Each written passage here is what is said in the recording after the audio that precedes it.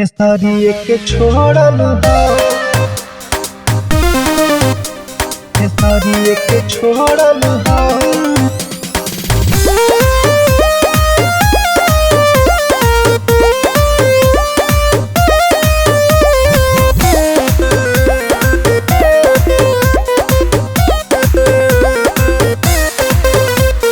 पहले खुद खेला अब रोवा तारी, काजल ई अखिया के धोवा तारी।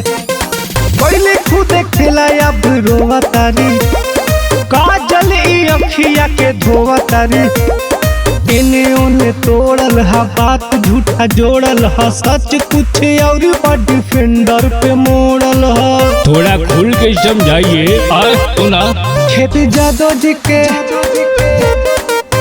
खेत जादव जी के कोड़ल हो, ई खेसारी के छोड़ल हो। बोलतिया एने ओने कुछ भी, घमंड एकर तोड़ल हो, ई खेसारी के छोड़ल हो।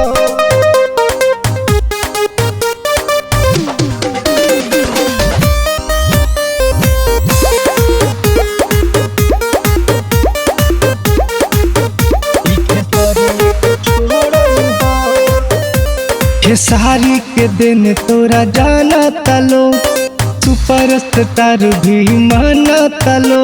खेसारी के छोड़ल हो, खेसारी के दिन तोरा जाना तलो, सुपर स्टार भी माना तलो।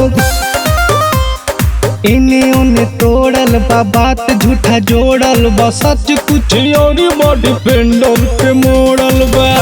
ये सच्चाई है। खेत जादव जी के, खेत जादव जी के कोड़ल हो, ई खेसारी के छोड़ल हो। बोलतिया एने ओने कुछ भी, घमंड एकर तोड़ल हो, ई खेसारी के छोड़ल हो।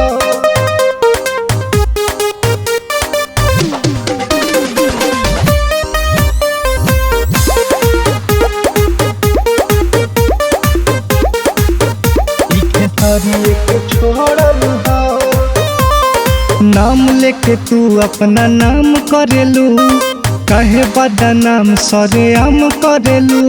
खेसारी के छोड़ल हो, नाम लेके तू अपना नाम करेलू, काहे बदनाम सरेआम करेलू।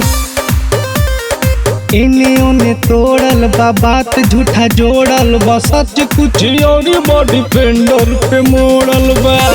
ये सच्चाई है। खेत जादव जी के, खेत जादव जी के कोड़ल हो, ई खेसारी के छोड़ल हो। बोलतिया एने ओने कुछ भी, घमंड एकर तोड़ल हो।